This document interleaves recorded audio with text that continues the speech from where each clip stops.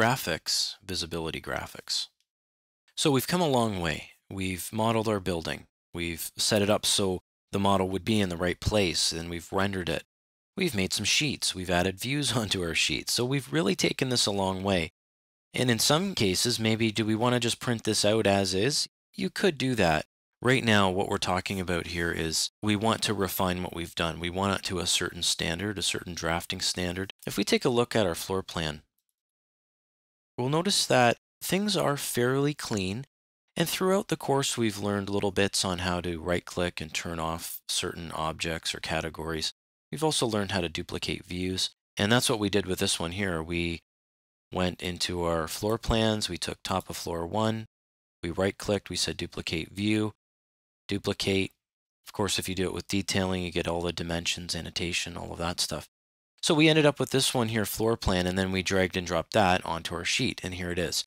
But there's a few things about this that maybe we still need to refine. Let's take a look at the sketch and see what was done there, and let's match up to it.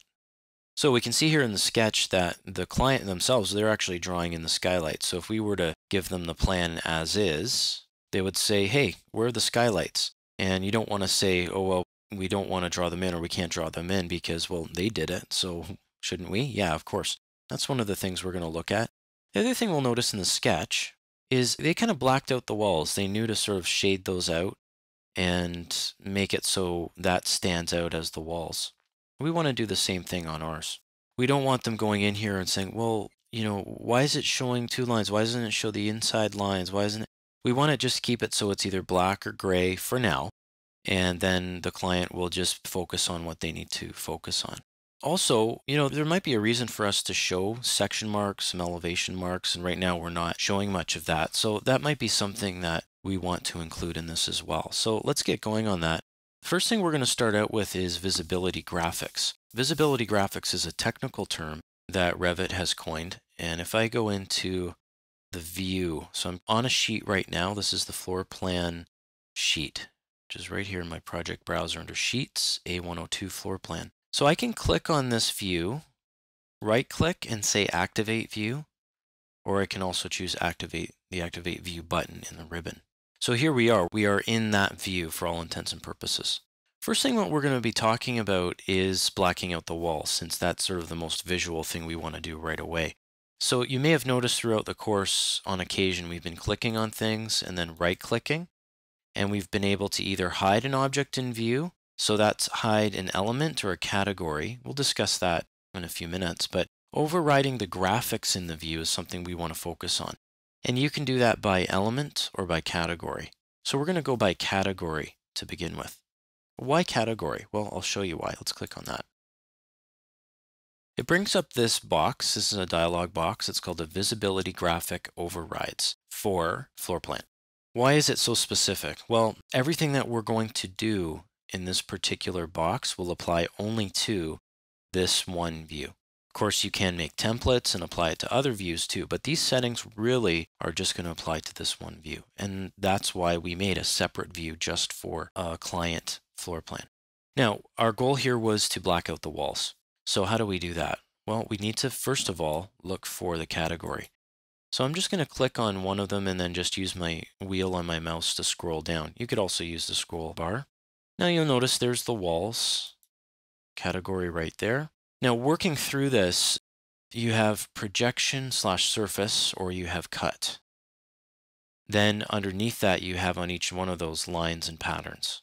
Start with the top level here, projection or surface. That means if you're talking about the walls which are beyond where you're looking, so if you're looking in elevation and there are walls just beyond where you're looking, you're not cutting through them, anything you do here will affect those. This is different here. When you cut through something, it's literally like a floor plan. You're cutting through all the walls by and large, unless there's some walls that are shorter. And what is it going to look like when you cut it? Well, we want to adjust not the lines. The lines would be the outside lines of the wall. We want to adjust the pattern. So that's inside. This is the lines of the wall. This is inside the wall. Let's start with the pattern, and then you click Override. So you go to Walls, Override. Now you have the color and the pattern. And again, we talked a little bit about this during the rendering materials section. You can bring in these patterns These are all standard, of course, that Revit provides, but you can bring in even more patterns just using a .pat file. We're going to use a solid fill. And what's the color of that solid fill going to be? Well, let's click on something. You can choose any color. Let's do something funny first, and then we'll just put it back to black. So I'm going to just choose something like orange. We'll say OK. OK. Now let's click OK. All right, so now the inside of the walls, they're colored orange, and it's a solid pattern. The cut lines of the wall are just black because that's the standard for this particular category. Let's click on the wall again, right-click, and say Override Graphics in View by Category. If we scroll down, we'll notice that walls are highlighted.